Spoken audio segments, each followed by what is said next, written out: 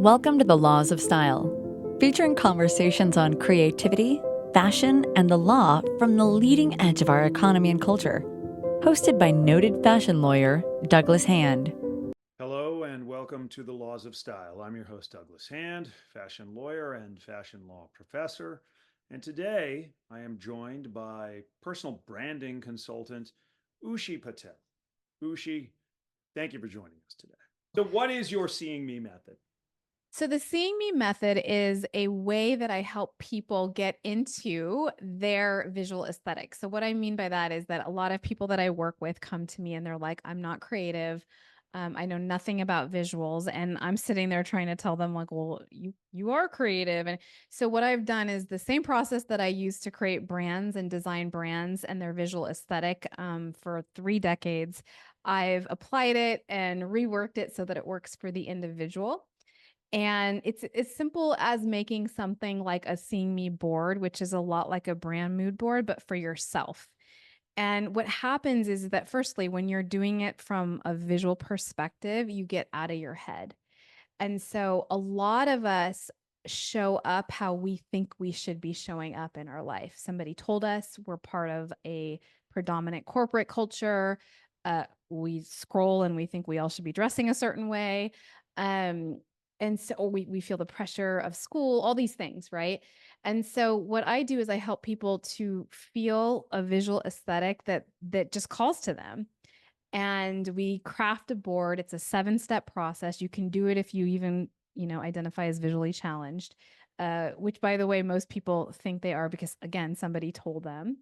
And it works. It's random. I'm surprised sometimes that it works too, because uh, I think, my business school side of me tells me that it should be very analytical, and that's how you should be approaching your personal brand. But what I've that designer side of me, that artistic side of me, knows that it's really about you're able to bring all the beautiful elements of yourself together into a cohesive and consistent whole.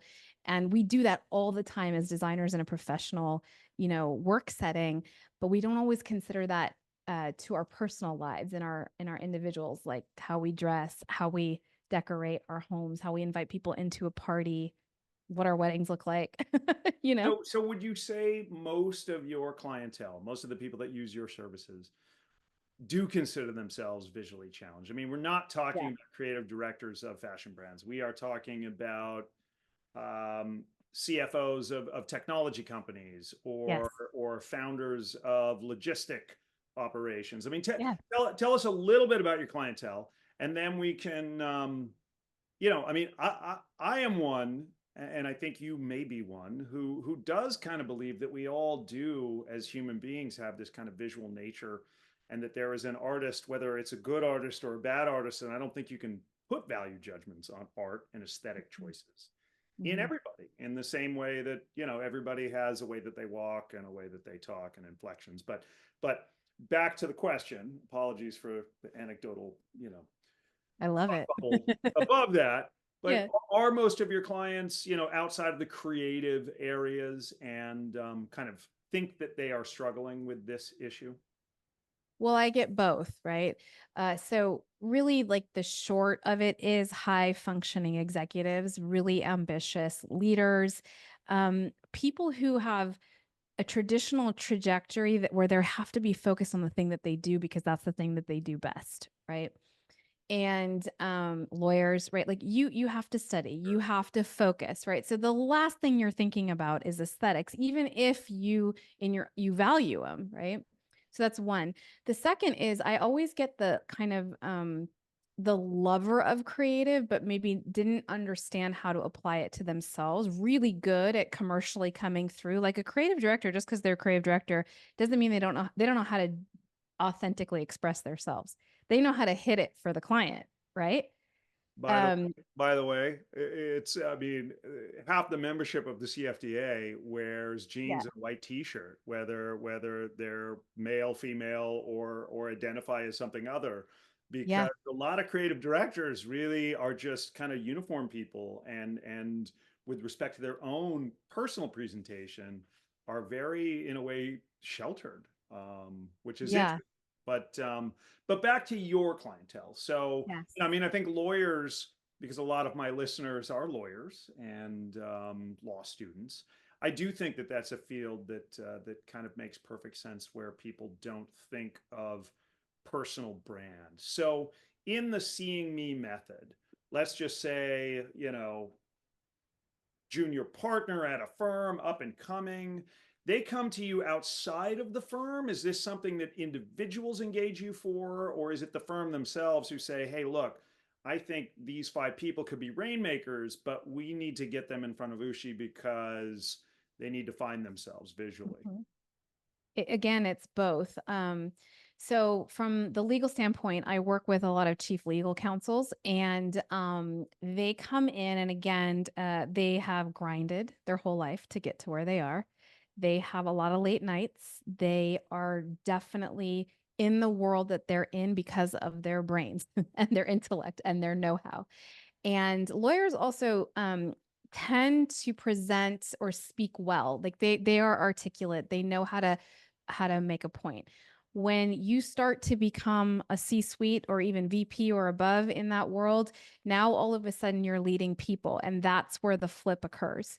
And what I mean by that is you might now be more client facing. You might be, rather than actually working on the project from a legal place, you are onboarding a big client and helping them. And in those cases, your persona makes the world of difference in terms of whether people will listen to you, whether they will be open to your ideas, whether they even want to sit with you at a restaurant and discuss something. What restaurant did you choose for them based on who they are and what resonance? So those are the pieces that are missing when that leap happens. I'm not And saying they don't teach those things in law school, I can assure no, no. And I'm not saying junior level lawyers wouldn't benefit from the same thought. It's just they have a different thing on their mind, which is like excelling and getting to a place where they have that choice. What often happens is that when I work with a company and they have me do that for their leaders, people stay on, and then that's when it becomes a more individual thing.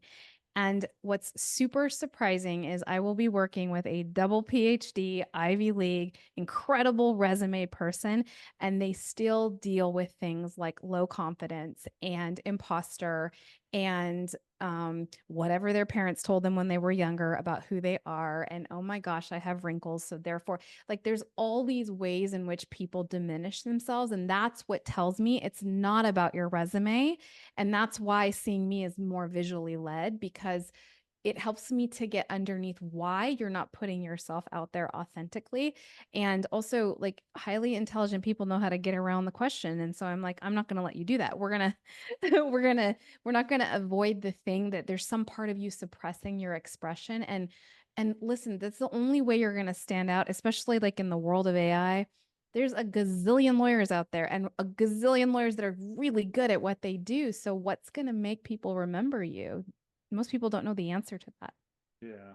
Well, it sounds like there's a lot of psychiatry in what you do, which I suppose isn't surprising. But what is your most difficult kind of client? I mean, is it someone who just continues to resist and not be self-aware, and so they don't really allow you to engage in the process, or something else? I don't, okay, it's that. You're right. I was like, have I had one? I'm like, yeah.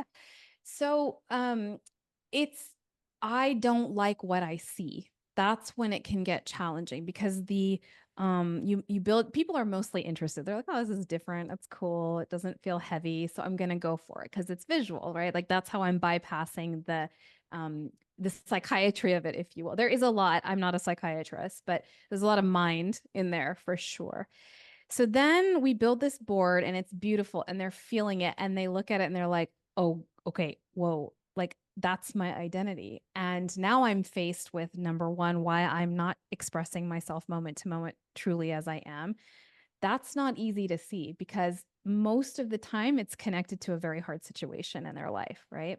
Secondly, there is this like, they get right back into the head. Well, how am I going to do that in a corporate culture? How am I going to do that when forgive the stereotype, but everyone's wearing a blue suit? Like, if I show up in the boardroom in a red suit, that's not going to work. And I'm like, it's not going to work. We need to find the you in that culture, right?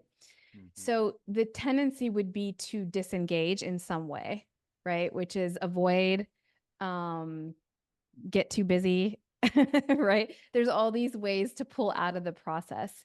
But again, this is where I love the visual aspect of it because it's very disarming. And I hate that I'm saying this because if people come work with me now, they're going to know my little trick to get them No, to no, no, do no. it. And I know you can't disclose this, but I would Yeah. love to see some of those mood boards. Yeah. Oh, yeah. I can Can disclose stuff. you, I can show you obviously, mine. without naming names, but can you describe for us like what some of those mood boards contain? Are they scenes from movies, or are they just, stills of Yeah. artwork, or all of the above?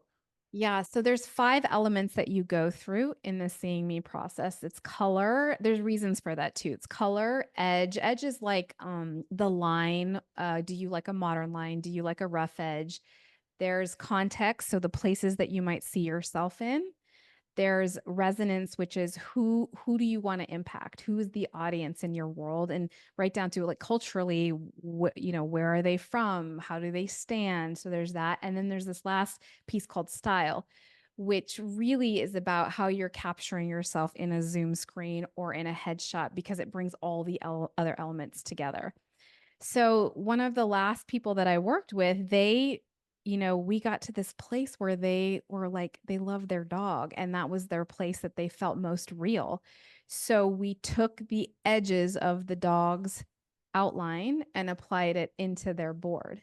And now you have the logo has now manifested, and we've designed the logo, and it has the element of the dog in the logo as part of how he's presenting in the world.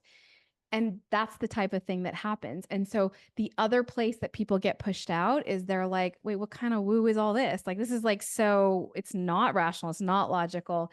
But most people come and they're like, they're kind about it. And they're like, okay, we'll give it a try. But there is a lot of intuition and a lot of trust in the process. And sometimes people they don't want that, they want the hard tactic. I want a tactic, Ushi. Right, right, right. Give me the Yeah. 7 point. Well, Yeah. so I'll ask maybe another zinger to the process, but how do you deal with situational presentation? I mean, and maybe I'll say it provocatively, but one might want to appear differently in the boardroom than one might want to appear in the bedroom, right? Yes. And since this is about so intimate and personal, do you acknowledge that there are multiple selves, or do you strongly feel no, this should be consistent and your presentation should be consistent throughout? Mm. Yeah, these are great questions. So that's the element of context. And what we do is who are you context to context? So what part of you wants to express differently here and what part of you who you are in the bedroom can't show up in the boardroom. Let me be clear. This whole idea of authenticity of like I'm just being who I am, that doesn't work. That's not personal branding and that's actually not authentic identity either, right? You have to who you are who I am as a mother does not show up like this, right? And but I still am intentional about when I'm showing up in the mother context that I am being Ushi. um and I think that you're like what's so true about the world that we live in is there's a lot of pressure to show up a certain way.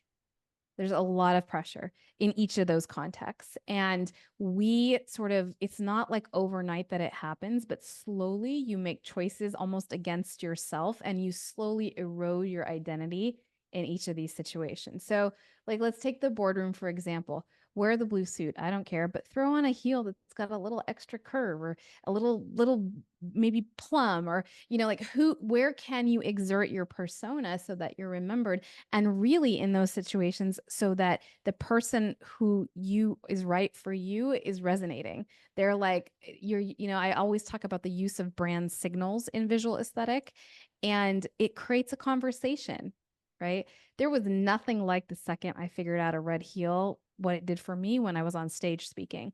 I cannot wear a red heel anymore. It hurts. So I'm not going to go force myself to do it, but I'll wear a red suit and that's where red can or I'll wear a red lip Does that mean I'm advocating for red lips for every lawyer? No. But that's the me of the situation, right? So that's how we I think, to your point, that's exactly why people like the practicality of my method, because I'm not sitting there telling you you have to be a certain way, um or show like you're a female executive so you should be doing these things and here's your 5 blueprints. Like that doesn't work. It doesn't work anymore.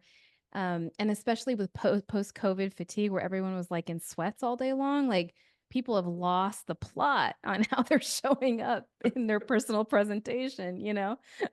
So Yeah, yeah. right. Well, okay, so you've touched on this because I mean we are now talking about how personal brand identity Mm, is tied to personal style, and personal style is tied to apparel choices, and we can get into beyond that. I mean, choices of where you eat and choices of where you vacation and choices of yes. what your background is on a Zoom call, and all of the above. But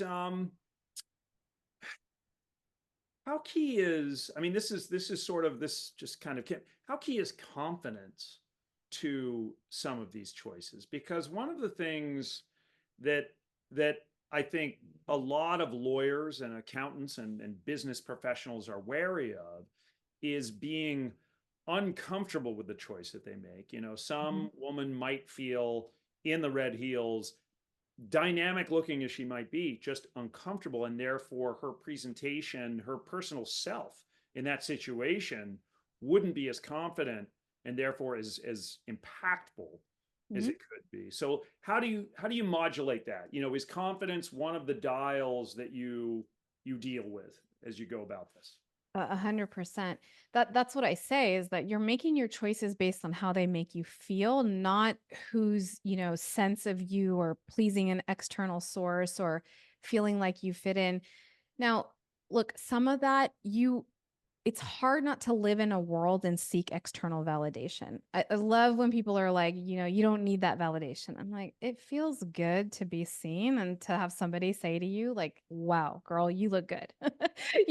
I'm not gonna lie. Like I walk into a room and nobody says anything. I'm like, as confident as I might feel, I'm still a little like, I went to this, interestingly, I went to this spa for my birthday and it's like a beautiful spa, and I come out and I'm like, it's like supposed to be a retreat spa. So I like look at the woman and I was like, can I wear my robe to the restaurant? And she's like, we encourage it. And then I get to the restaurant and there's like nobody in a robe. Now they're all still like in yoga pants and everything. And I'm like, okay, see, this is like, I had to muster up my confidence to be like, I'm just doing my do. And it was like a silent retreat kind of place. It wasn't like it was social or any of those things. Anyways, so do I encourage you to wear a robe? No. But what I call it is it's like a cycle, right? So how you see yourself is going to influence how you show up and the choices you make, which is going to then determine the yeses you get and the opportunities you get. And the more you get the yeses and the opportunities, the more you're going to see yourself with as important as and unique. So actually we start there. How are you seeing yourself? And I'm telling you, people like, doesn't matter their resume. I'm old, I'm wrinkly, I'm fat. Like these are the two things, old and fat, that stop you from expressing your ideas or exerting your point. These are we're talking to lawyers here, right? You have a point of view. I mean, I do crack up because my people who are close to me who are lawyers like have no problem asserting their point of view. But the way in which you come into a situation that might be intimidating, that heel can help give you a little lift, right? That coat that has just the right line, this background that helps me to get to know you and converse, it does. So that's why it's a cycle and it expands. Your confidence just keeps getting stronger and stronger the more you're intentional and at choice by how you're showing up. Yeah, yeah. No, that is look, in the Laws of Style, the book, that is one of the chapters about sort of the circularity of confidence. When you put yourself out there confidently and you truly do feel good in what you're wearing, even if it's just a look, not a you look great today, but a look, a nod, anything cocks your chin a little higher. You just you exude more confidence, and that makes you more attractive and Yes. more compelling, and it just becomes this self-perpetuating cycle, which is pretty wonderful. But you need to start, which You is need to start. potentially the problem, particularly in service industries where the default, as you've said, often is the blue suit or the gray suit, and sort of not being seen, perhaps just being heard. Yeah. Well, look, let me look. Do you need it to be a successful lawyer? No. Is it going to make what you do easier? Yeah. What do I mean by that? Like, again, you need to be able to have conversations. You need to be building your network. If you want to grow in your career, if you want to stay the same, don't do it. But if you want to grow in your career and expand, it's part of the leadership development. It's part of the skill set. And that's why I do have to say that a lot, where it's like, listen, you have one, you have a personal brand, whether you think you do or not. It's not a nice to have. You got to do something, and it can actually be quite powerful force in your world if you take it on. And I'm not one to give you a huge sheet of now you got to go be a Kardashian. Like that's not what we're talking about here. It's just the micro moments can make a lot of difference in your life. Like I get it. We all have busy schedules and we got to eat a lot of protein and there's like all these things to do in life now, like it's and here I am like, oh, come do some 15 million personal brand tactics, but that's not what the Seeing Me method is. It's there's a couple of exercises, you get into rhythm, and then once you're in rhythm, I don't ask you to go become an influencer. I just ask you to show up in the moments of your life where you can, expressing who you are aesthetically, and it can make a huge difference. So back to the importance of confidence and the importance of that being, hey, what I put on today, I'm comfortable in, therefore I'm confident. You talked about the pandemic and work from home and really the increasing casualization Yes. of professional dress and everybody's dress. So I mean, there a line, of course, must be drawn. I mean, you must have had at least one situation where a client said, I'm comfortable in this, and so therefore I'll be confident. And what they would propose to be wearing to a client meeting or even just a meeting with partners or other is too casual to be taken as respectful. So how do you toe that line? Yeah, well, most of the time I just ask the one question, how's that working out for you? And let it be silent. And you'll find that that's enough for them to be like, okay, fine. I wish so and so would listen to me more. I wish, they kind of out themselves. And truly that's what I think. I love that you said the respect, right? So if you respect your work, even if you can't find respect for yourself, but if you respect your work and you respect the person across from you, you can show them by how you dress and how you consciously do it. Now, there again, context is super important. I'm not suggesting you wear this to the golf course, right?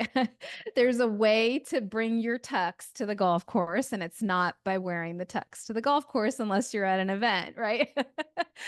so but I think that you don't even have to talk to tell somebody what you think. Like I'm looking at you right now. I know you are respecting this moment. You didn't have to tell me. We didn't even have to meet ahead of time, but I know this matters to you. That's what we're trying to do here. And I don't have a hard time convincing people of that who have goals and who have ambition. Mhm. Okay. Again, if you want to stay the same, this is not your work. Show up however you want to show up, and that can be your jam. But if you have impact that you want to create in this world, this is something that can help you activate it, energize it, amplify it. Well, it's, I think, attributed to Tom Ford, a very fashionable guy, but Yeah. he said dressing is a form of manners. And Yes. I do believe that. I mean, Yeah. there are many occasions where you won't speak, you'll simply be seen, and your respect for that occasion is going to be attributed to how you've chosen to present yourself. uh, Yeah. so Yeah. so I want to kind of, we're both leaning into the default of, you should dress conservatively, you should find within that conservative window some elements of self-expression. I mean, maybe it's like put a pocket square that has a rainbow color on it, or maybe it's wear Louboutin so that the red from the bottom pops. Have you had clients where you're actually it's the reverse and dressing down is kind of a flex? Like if we go back to a lot of the early days of the tech boom, That's exactly where it shows up. You're yeah, to totally show right. up in Yeah. the with trainers on and jeans and a t-shirt was like, I'm the guy who's making the decisions in the room because I'm Yeah. dressed the most comfortably. Is that Yeah. still a thing? Is that a thing you just tell everybody don't do that, or what? Yeah, I say, well, if you are amongst your peers in the tech industry and it's understood, then I would say, where do you want to flex? Do you want to wear Jordans? If you're going to wear high tops, you want to wear vintage Jordans. Do you, like this is the place where you can still showcase your confidence, but do it in a way that respects the environment that you're in. And you're so right. Like I grew up in the Bay Area, and there was a time where like the billionaire outfit was the Havianas and torn up jeans, and like you said, a white t-shirt and stroll. I mean, the t-shirt probably cost $500, but like, strolling into like at that time, the W San Francisco, and you were like so cool, but you were like 22 with billions, and it was like, and you would see the lawyers and the people serving them would be like in the suits across from them at the dinner table or having a drink. And I don't suggest that. I think if you what I ask people to do, and I love that you're honing in on that element of context, is that like, if you're going to go talk even with your financial advisor right now, and you are doing the work of finances, think about how you want to flex yourself in the world of finances. So maybe it's, like I said, like it's not the Havianas, but it's the vintage Jordans. And maybe you throw on a blazer because that is your up level, and everyone acknowledges, okay, here's this young kid from the tech world who's throwing on a blazer, but the blazer isn't a blazer. Like maybe it's a cool, jacket, but the cut is showing people that you came to play. Would I ask you to go to the basketball game like that if you're in the tech world? No, but you see a lot of executives show up in their suits at basketball games, and I'm like, that's great, with their sneakers on, like that's what I'm talking about. And the authenticity of that is what feels confident, right? Like I want, I have a 5-year-old boy and a 3-year-old boy, and so much they came out with swagger. And I think to myself, like, when did we all lose that ability to like roll in and feel good in our skin? You cannot deny that person when they walk in and feel good in their skin. And so that's what I try to do, is like, we really hone in um on where are you, that you are, that you're dressed like that. There are times like, there are times when I am like, I have to, okay, Indian weddings, right? Don't roll up casual to an Indian wedding. Right. Like, what are you trying to put? Like, put it on. Like, this is your time, right? So Well, there are situations. how about okay, somebody maybe more like me, right? So I sometimes will, because I'm at New York Fashion Week and I've got clients and I want to wear my clients. So sometimes I'm found in things that are not particularly lawyerly. They're not unformal. They're just extremely fashion forward, let's say.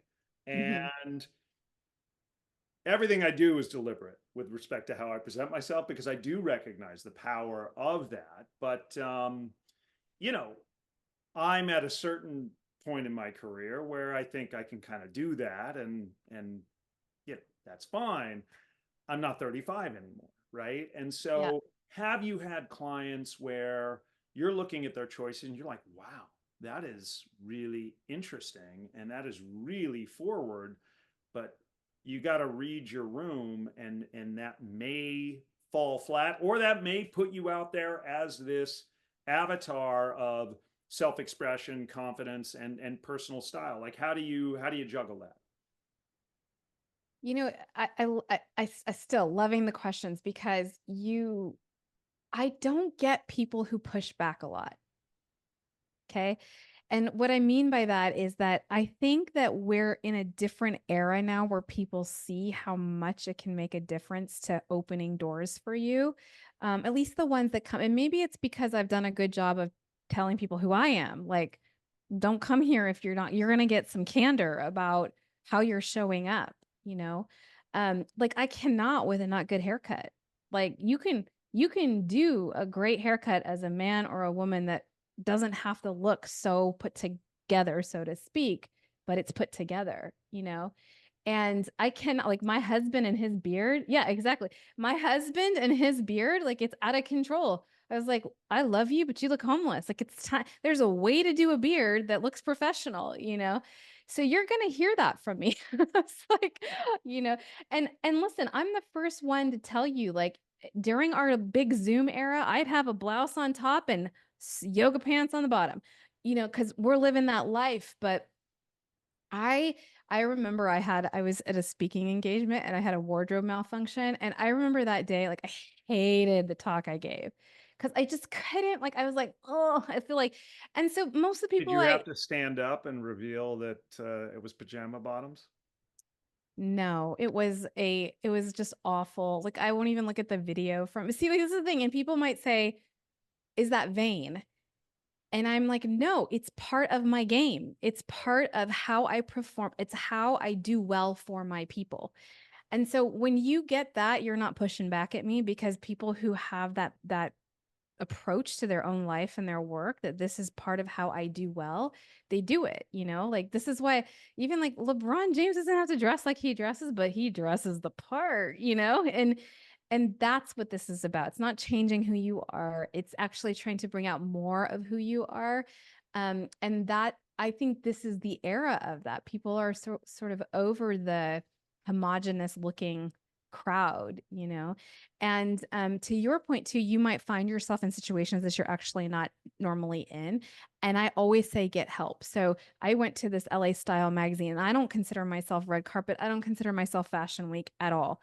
I can bring it and I can look good, but I always have somebody pull items for me because you might not be able to see what you can't see. And it sounds like I'm talking from a stance of privilege. Like, no, you can find some great stuff at Target if you have somebody with the right eye. So please don't think I'm ever, you know, like if you're listening and you're like, oh my God, she's like, I have to go buy a, you know, McQueen suit to like Right. feel good about Another myself. red carpet appearance. Yeah, yeah, Privilege. it's not, yeah, that's, you might find yourself in that situation, but I think that there's this way that an outside eye can really help you to bring out, you know, wherever you might even feel self-conscious. I have this great friend. It's not even her job, she just loves doing it. I always ask her opinion. I do this for other people, but because she can see me outside of me, she can pull things. So take the help. And this is another one. My wife does this a lot. She will take photos of herself to because the mirror lies, your husband lies, your friends may lie, but the camera doesn't really lie if you keep it on the same angle and you're looking at three different looks before you go out or you go to a meeting. And so yeah, there are some hacks in terms of that. And let me pivot a little bit though. Okay.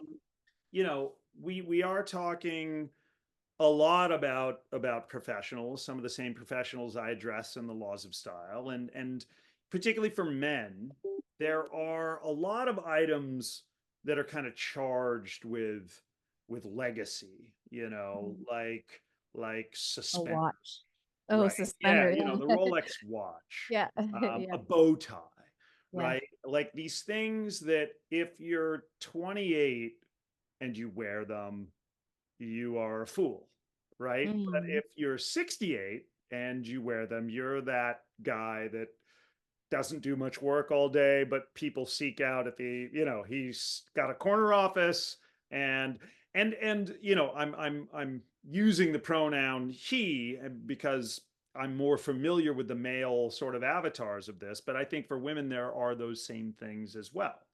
Um, Mhm. how do you advise clients to address those things? Like, are you mindful of in certain organizations that there is a pecking order, and to be the 32-year-old, not yet partner senior associate wearing suspenders and, a striped suit with a red tie is maybe not the best impression when your partner, who's ultimately over you, is dressed a little schlumpy. Like, how do you Mhm. deal with that when you've got somebody who looks great and knows they look great and wants to look great, but has to deal with a bit of a, if not a glass ceiling, a frumpy ceiling? A frump ceiling. That's an amazing term. Oh my goodness, I love it. Well, I think it's what you brought. It's the signal of it. So it's the pocket square, it's the watch, like it's the shoe, it's the eyeglass. Like there are certain. It's the bag. Um, these are places where I love that word that you use. You flex the you of the situation. But when I had this like random stint because I love it of decorating people's homes. Like it's like I come in, they do personal brand. They're like, well, I just like your aesthetic. Can you do my house? So I always pick the thing in the house, right? Are we decorating around a piece of art? Are we decorating around a rug? Like what's the thing that's very storied, that's very you, and then work around it and add neutrals. And neutrals doesn't mean boring. I'm not saying, and it doesn't mean black and white. You can have like a navy or a burgundy, or like it can be a modern neutral. Gold can be a neutral. But what you want to do is, again, I'm going to probably steal this from you forever. Find the flex, like find where you want to exert your personality.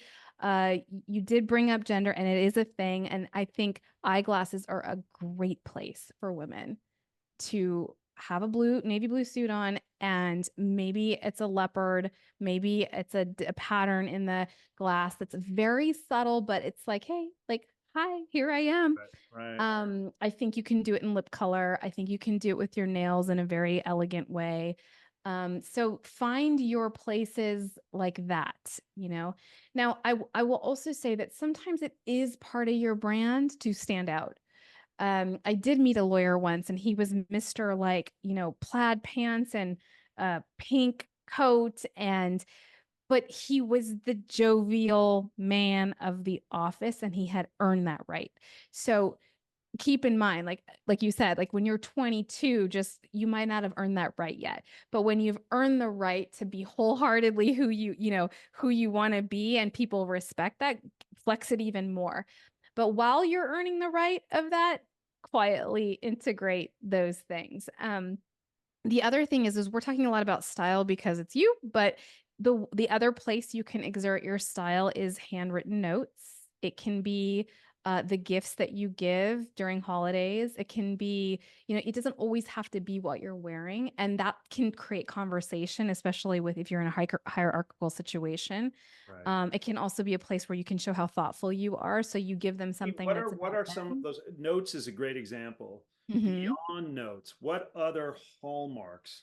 I hate to use hallmark when we're Yeah. talking about notes, but Yeah. what other hallmarks of sort of a personal touch or personal style outside of dress and notes might there be for a professional to be able to exert so Yeah. that they're showing their full self?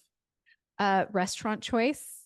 Like I am a big believer. Like for me, it was always like people say, "Oh, I love Indian food." I'm like, no, no, no. You like Americanized or British Indian food. Like, let me take you to a place that's like real Indian. I cannot tell you how many people that like I might have felt a bit intimidated by because of their power of position. I was like, oh, well, we're just going to go down the street, and they come with their suit, and we go in, and they start smelling like Indian food coming out. But like, it's like the most memorable thing that they've done. I love wine, but I'm never going to flex that muscle because I don't know how to give a person who has a huge wine cellar wine. So I won't flex there. Um, or I won't assert my identity there. You got them behind you. Books are a great way to say, hey, this is something that was meaningful to me. I'd like to give it to you. The gifts are a great way.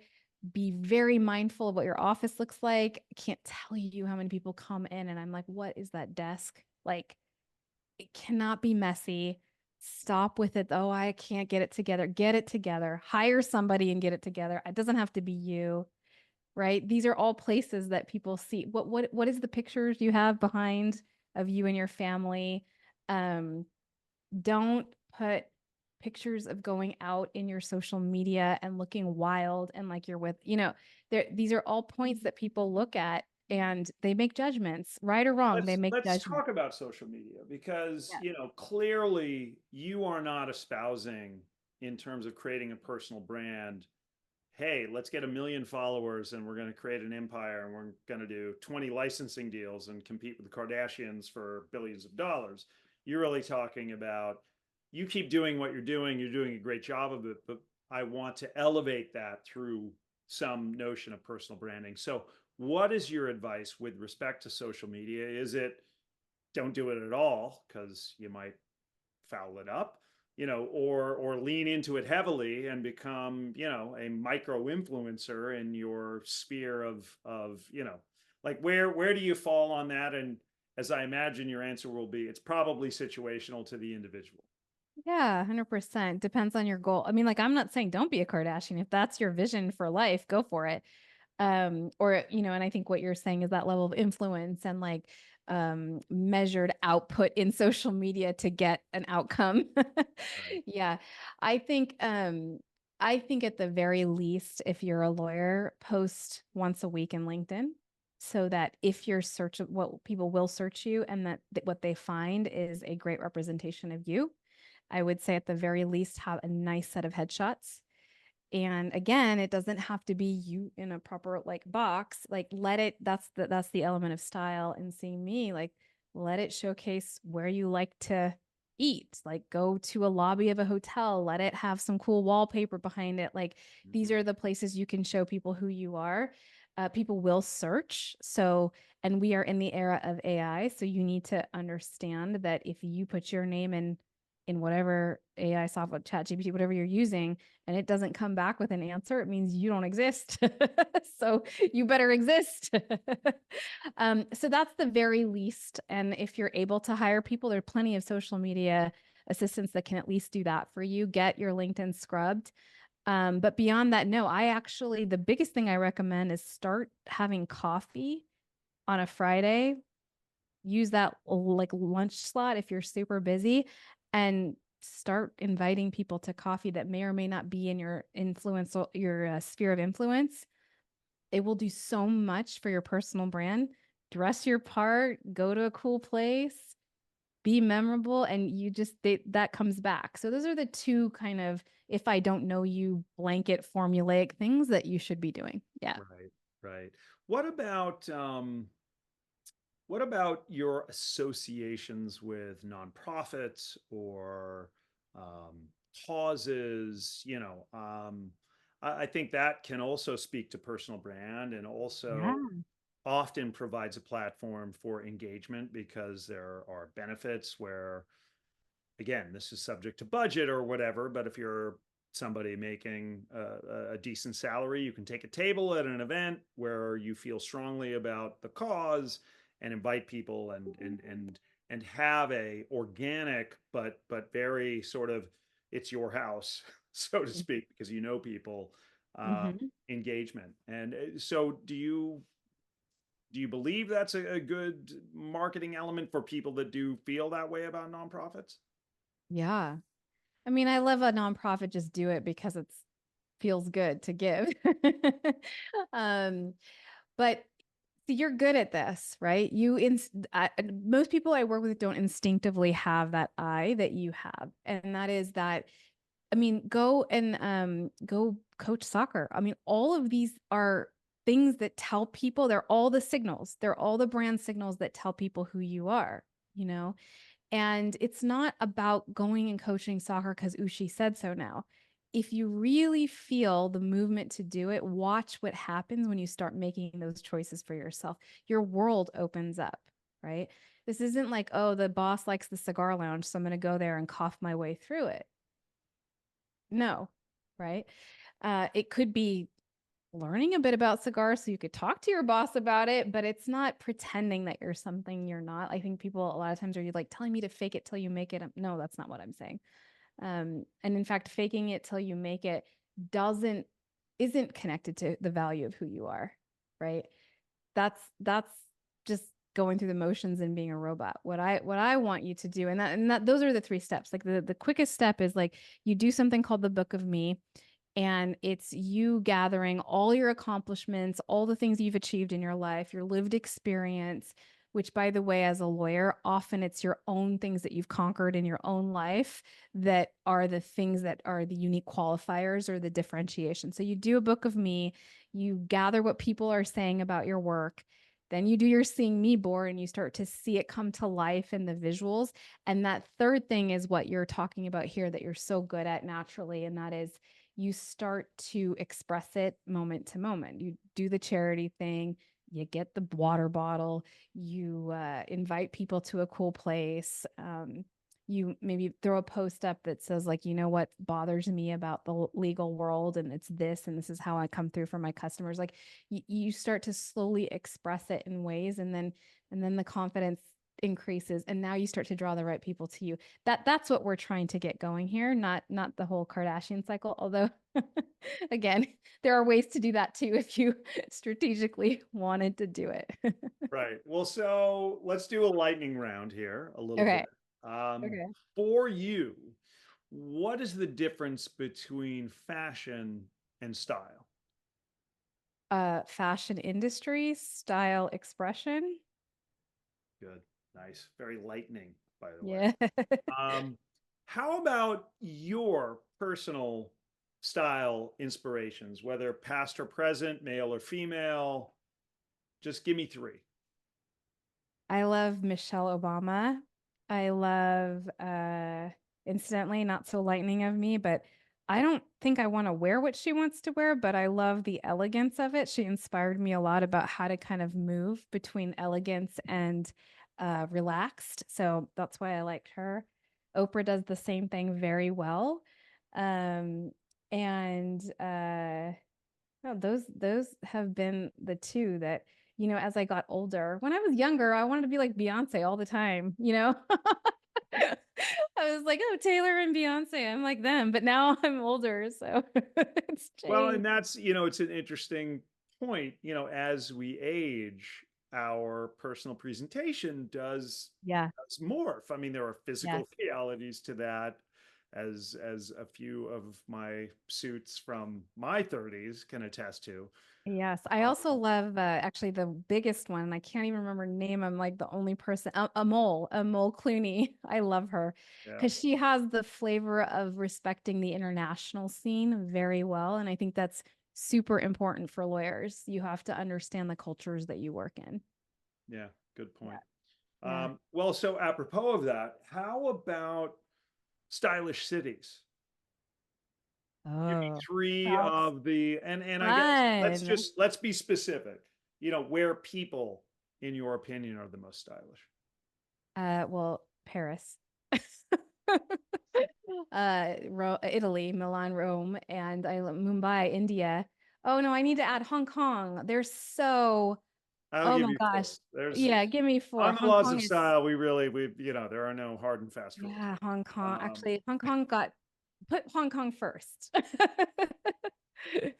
well, so I mean, kind of back to this. When you are advising clients, do you ever ask them or push them to articulate their own style avatar? Like if they are challenged with the visual and they're like, I really don't know, Yes. but I kind of would love to look like George Clooney in this movie or James Bond, or Yes. do you ever exercise that? Yeah, that's exactly where to start. That's why we use the visuals in Seeing Me, because they're using visuals that might come from like a chocolate bar or a celebrity, or because it's really hard on your own to think of ideas. So absolutely. And you know what's so interesting? Everyone's got one. Everyone's got somebody that they've been eyeing that they're like, "Ooh, I really like that person's style." Yeah. Let me, without you won't need to name names, but by number, for men and then for women, can you hazard a guess at who sort of the main avatars are for those two? Oh, well, Amol and George they come up a lot. Obama's come up a lot. Incidentally, Barack Obama or President Obama, he has a uniform. So we never talked about uniforms, but they come up a lot. A lot of the gentlemen love the uniform. Actually, no, that's not. Everybody loves the uniform because they have to make the least amount of choices in the morning. So go Right. ahead, make a uniform, but make it your uniform. um, yeah, that's the Jackie O's come up. Kate Middleton comes up a lot. Beyonce, Oprah comes up a lot. Yeah, it's a lot. Surprisingly, no one wants to look like Kim Kardashian, but she's actually a genius at dressing for context.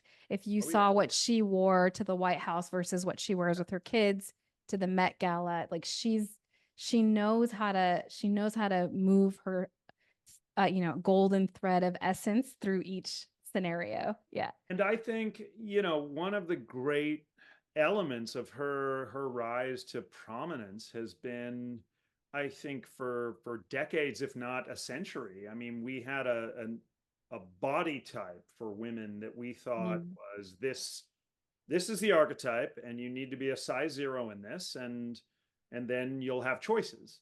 And that playbook went out the window with her and with many other women, and now we're in, I think, a bit of the salad days of choices. Although I'm not the one making them, but of choices for women in terms of body size and shape, and I think that is definitely a positive thing. I do too. But I also think don't do the cleavage in the boardroom. Well, And I maybe mean, we I'm didn't get into unpopular. this too, as our hour gets close to a close, but it's easy for me to talk about the male uniform, about, okay, wear the blue suit and the gray suit and maybe the blue pin and for men, it's such it's garanimals. For Mm, women, unfortunately, it gets charged with so many other elements of, wow, her heel was really high. Like, is she going up? totally. Like, so many other Yep. things get thrown into the mix that are completely inappropriate, which is why when I wrote The Laws of Style, the publisher, the American Bar Association, wanted me to write it for men and women. And I was like, I cannot write it for women Yes. because that topic is fraught with so much challenge between Yeah. cleavage and height of, and so um, that that's not a question but a statement, but I'd love to hear sort of your views on that, because I do think it's it sucks for women to have Yeah. to deal with that added element of, am I sexualizing myself? Yeah. Well, it is the difference in the sessions for sure. Um, and I can speak as a woman and I can share. I mean, I have lots of data points working with women over the years. I think what I see, that's how I can speak. I can't speak for the public at large, but more often than not, we want to be known for our work and our efficacy.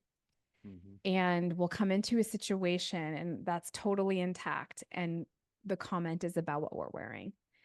So I often say, don't make it about what you're wearing. And that's why I said the cleavage comment, right? I don't love that that's the case. I think that we should be able to work in whatever, but that's not how it's not how what we live in, right?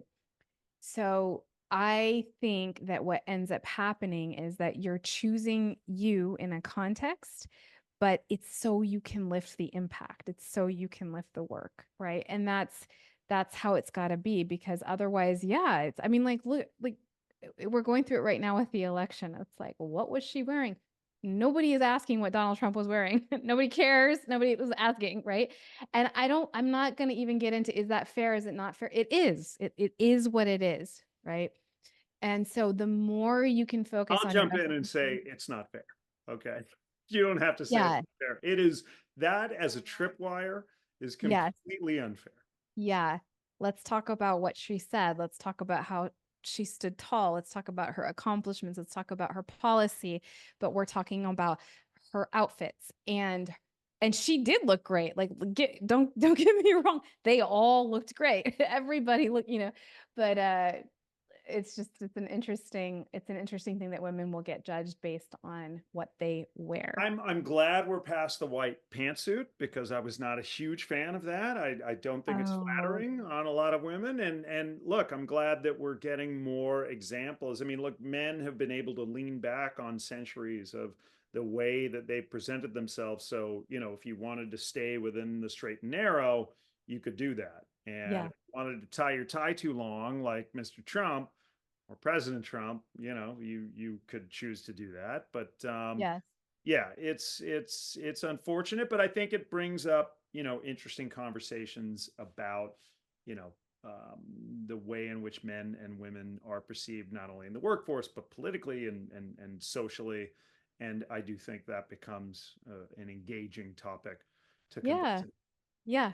And how you show up and the way you present yourself is part of your repertoire in terms of your career success. It's just that's where we're at, and I think you do such a good job of showing people, specifically lawyers in this case, about how they can do that authentically, but then do it like it's a skill. It's not just about us, you and I in our own little worlds thinking this is like great. It actually works.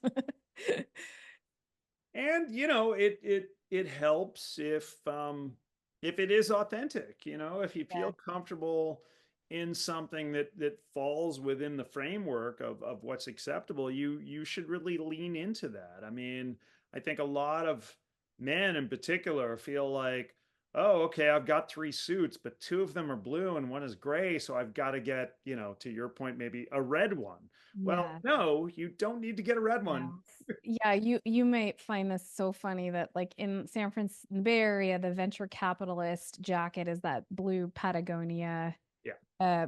poop puffer coat. So often my female clients from the Bay Area will ask me like, should I get one? I was like, no.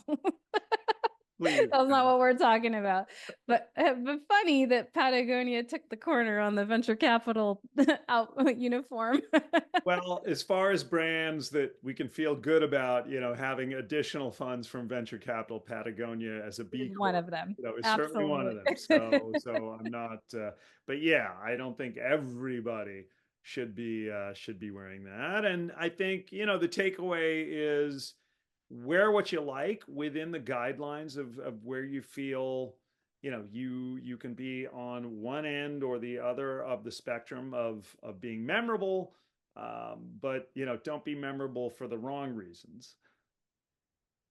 There you go. Be memorable. That's the point. This is where it's so much homogenous blah out there. Like, be somebody who chose to be authentic because that's what people will remember. And it gives people permission to do that for themselves too. And part of authenticity is understanding the you and the context. That's all, you know? Yeah. Well, listen, Ushi, we are out of time. Thank you so much Yeah. I could talk for to you joining forever. us. Yeah. Yeah, no, I feel like this is part one of a 8-part series. Yeah. But thank you again. And everybody for tuning in. Thanks so much. We'll see you Yeah. next time. Take care. You've been listening to The Laws of Style with Douglas Hand. For more information, go to our website at www.hballp.com. And you can also follow us on Instagram and Twitter at Hand of the Law. Thank you for tuning in, and stay stylish.